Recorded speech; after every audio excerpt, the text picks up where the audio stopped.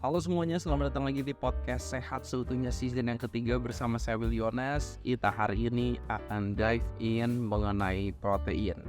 Masih banyak banget orang yang bingung mengenai protein, tapi kita akan coba bahas. Dan informasi yang akan saya bagikan itu dapat dari dua buku. Buku yang pertama adalah buku yang berjudul Proteinaholic. Itu yang ditulis oleh Dr. Garth Davis.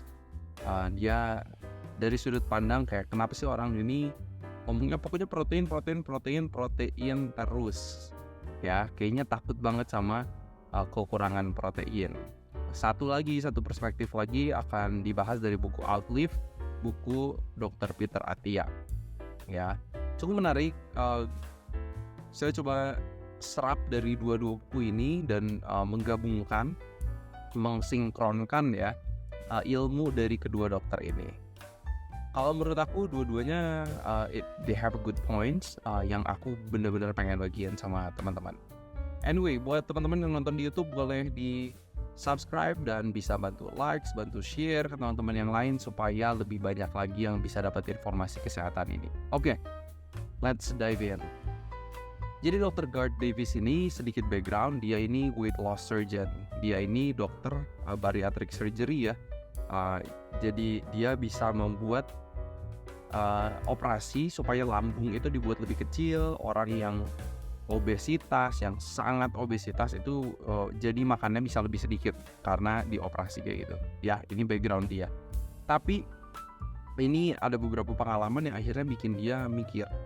Itu dia growing up ini suka banget sama protein, obses juga sama protein gitu. Salah satu yang dia selalu makan itu adalah sarapan ya, breakfastnya kayak tipikal orang Amerika, kayak dia makan telur plus bacon, itu bacon dari daging babi ya. Udah gitu lunch misalnya ada cheeseburger, ya tipe orang Amerika. Terus kalau misalnya mereka makan dinner bisa makan steak atau enggak misalnya spaghetti dengan meatball harus ada gitu. Jadi very protein centric, pokoknya carinya protein gitu ya.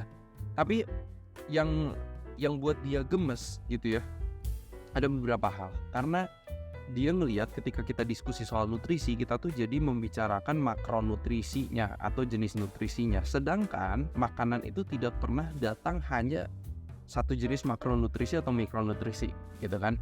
Misalnya contoh, oke, kita ngomongin sumber protein, daging. Itu yang banyak ada di pikiran orang. Daging, let's say daging ayam. Daging ayam kan gak datang cuma proteinnya aja gitu, tapi datang juga dengan lemak. Ada lemak jenuhnya, ada saturated fatnya, ada yang lainnya gitu. Dan itu yang bikin dia gemes ya. Kenapa sih kita nggak ngomongin makanan as a whole? Karena kita harus ngelihat makanan itu sebagai satu paket yang gak bisa dipisah-pisah gitu ya kan. Kecuali mungkin itu jadi dalam bentuk protein powder, itu kan udah diekstrak ya. Nah itu yang bikin dia gemes, yang bikin dia resah. Dan salah satu survei di Amerika juga nunjukin, dari International Food Information Council Foundation, bilang kalau 63% orang Amerika kalau mereka lagi cari makan, mereka carinya itu yang ada protein itu yang jadi fokus mereka, bukan yang lain, bukan mungkin karbohidratnya, bukan berapa lemaknya, berapa banyak sayur buahnya, no, tapi yang mereka care adalah where's the protein. Lalu 57% itu berusaha, 57% orang Amerika ya, berusaha untuk makan protein sebanyak-banyaknya yang mereka bisa. So it's a lot ya. Mayoritas orang berpikir protein. Kenapa kita jadi protein alkoholik? Well, bukan protein alkoholik, protein aholic ya. Ini Dr. Garth Davis menggabungkan dua kata ini. Masalahnya yang kita perlu concern adalah yang ditulis oleh Dr. Garth Davis. Disclaimer, Dr. Garth Davis ini sekarang dia adalah seorang plant-based. Dan teman-teman yang udah ngikutin podcast Sehat Seutuhnya, saya juga plant-based. Jadi ini pandangan beliau. Contoh, banyak penelitian sudah menunjukkan bahwa daging dari hewani itu bukan datang hanya dalam bentuk protein. Ya, lemak jenuhnya tadi salah satu yang udah disebut. Tapi ini datang juga dengan hormon kayak hormon insulin like growth factor 1, IGF-1. Udah gitu ada N-nitrilisol compounds, itu juga yang berpengaruh kepada risiko kanker.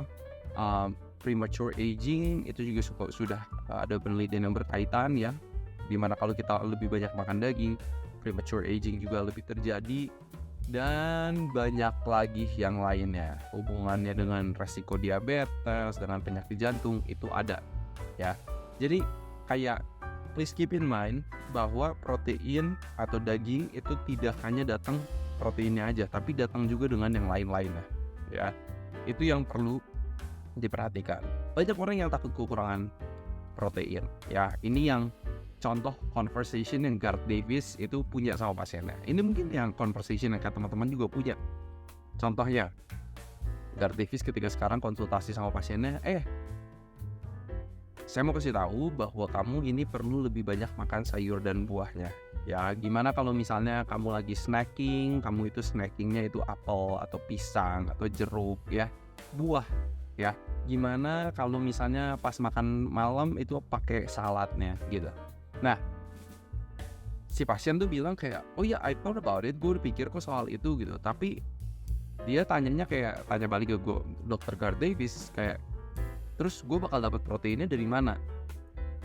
Dan Dr. Garth Davis balas ya kayak, well, kita kan gak butuh terlalu banyak protein, dan yang kamu kurang ini sayur dan buahnya justru.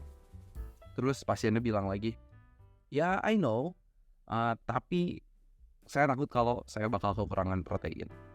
Terus ya, inilah mindset yang memang masih banyak di orang. Takut kurang protein. Dr. Garth Davis sudah praktek puluhan tahun, belum pernah menemukan satu orang pun yang kekurangan protein. Di Amerika ya, ini ngomongnya konteks di Amerika, kita nggak ngomongin mungkin daerah yang terpencil dan yang lainnya, kita nggak ngomongin itu. Sebenarnya Dr. Garth Davis ini juga akhirnya punya kesadaran secara pribadi, karena ketika dia waktu itu di usia 35, seorang weight loss surgeon, gemuk ya, kantong matanya udah besar, hasil tes lab juga menunjukkan dia udah pre-diabetes, sudah OTW ke hipertensi, OTW ke kolesterol yang tinggi. Jadi satu kali dia diwawancara sama salah satu magazine ya, majalah yang pengen nge-highlight dia kan weight loss surgeon, harusnya dia paling tahu dong cara untuk weight loss yang terbaik gitu. Dia gemuk, gak pede, dia ngerasa kok gue kayak ngebohongin publik gitu. Gue punya ilmunya tapi gue sendiri gak ngepraktekin. Ya, akhirnya disitulah yang akhirnya bikin dia mikir, dan akhirnya bikin dia kayak enggak, gue harus cari tahu lebih banyak lagi soal nutrisi. Dan akhirnya disitulah dia akhirnya turning pointnya dia gitu. Akhirnya cari-cari tahu, dan akhirnya dia jadi plant based, jadi pemakan makanan nabati. Nah, yang bikin dia resah lagi juga dari pengalamannya adalah pasien-pasiennya itu udah dioperasi nih, lambungnya dikecilin dan lain-lain, banyak lah teknis tipe jenis operasinya. Tapi oke, pasiennya udah turun nih berat badannya sekitar 75% dari total berat badannya. Mungkin orang-orang yang emang dia operasi adalah orang-orang yang kayak, mohon maaf, besar banget gitu ya, overweightnya, obesnya udah tingkat 2 dan yang lainnya. Dia happy gitu, yes, bariatric surgery banyak banget manfaatnya. Diabetes mereka hilang, udah gitu hipertensi mereka juga hilang, kolesterol mereka juga jadi normal tingkatnya. Mereka bilang thank you dok, thank you so much. Jadi dia happy juga dengan apa yang dia bisa lakuin. Tapi waktu pas dia belum berubah ke plant based diet, dia bilang ke pasien-pasiennya kayak, kalian udah turun berat badan, kalian tetap harus banyak makan protein dan kurangin karbohidrat.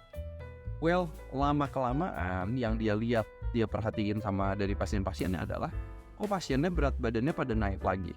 Jadi kan ini pasien-pasiennya itu gak belajar untuk makan sehat. Mereka cuman surgery karena emang kapasitas lambungnya jadi lebih kecil, ya mereka makannya lebih sedikit ya turun berat badan juga. Ya, nah 3-4 tahun setelah mereka dioperasi dan turun berat badannya bagus, mereka ini banyak naik lagi dan balik lagi ke Dr. Garth Davis gitu. Ini kan yang akhirnya bikin dia tuh mikir dan sedih, resah gitu ya. What's wrong gitu.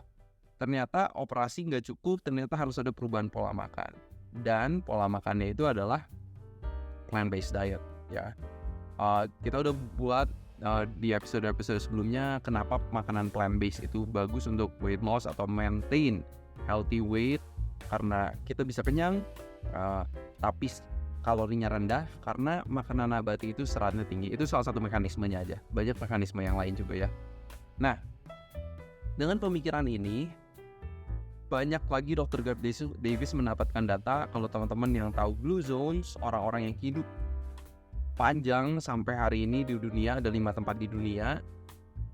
Mereka ini orang-orang yang asupan kalori dari proteinnya itu nggak terlalu banyak gitu, nggak protein aholic gitu ya, nggak gila protein gitu, pokoknya protein nggak kayak gitu. Ini orang-orang yang hidupnya panjang ya. Itu menarik banget concern yang ditulis di buku ini sama Dr. Garth Davis. Banyak lagi orang-orang penelitian data-data, tapi saya pikir nggak perlu di-share semua. Itu rangkumannya dari Dr. Garth Davis. Nah, kita ada satu platform lifestyle medicine namanya Utuh Health, di mana teman-teman bisa telekonsultasi yang bebas ngantri di mana saja dan kapan saja. Buat yang struggle dengan hipertensi, diabetes, kelebihan berat badan, kolesterol, trigliserida yang tinggi, kita ada wellness, plant-based, dan fitness guide consultation, di mana teman-teman akan dibimbing tahap demi tahap untuk mendapatkan kesehatan teman-teman kembali. Buat yang bergumul dengan kesehatan mental, dengan anxiety, dengan eating disorders, dengan depression, bergumul juga dengan dinamika keluarga, komunikasi di keluarga, dan teman-teman kerja, mungkin kita juga ada psikolog yang bisa membantu teman-teman. Teman-teman bisa langsung booking di utuhhealth.com atau bisa ke Instagram kami @utuh.health, klik link bio dan booking sekarang. Anyway, let's get back to the podcast. Nah, ilmu yang pengen disinkronisasi nih sama ilmunya Dr. Garth Davis adalah yang ditulis oleh Dr. Peter Attia. Ya, jadi ketika kita bertambah tua, kita ini kan ada kondisi namanya sarkopenia, di mana muscle mass kita atau massa otot kita ini menurun ya dengan bertambahnya usia. Penting untuk kita bisa pertahankan massa otot ini. Kenapa? Karena massa otot ini ternyata protektif banget terhadap diabetes, hipertensi, dan banyak kondisi kita yang lain.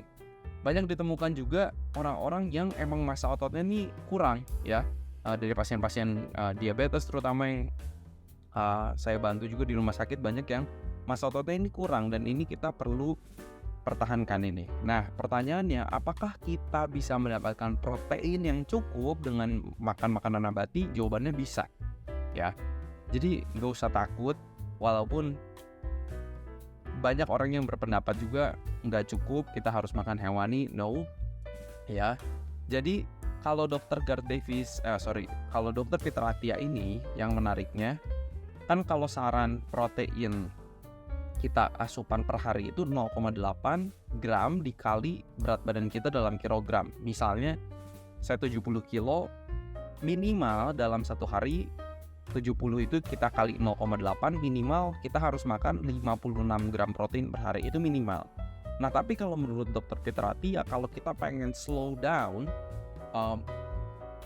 penurunan dari massa otot kita ini, kita perlu konsumsi lebih dari 0,8.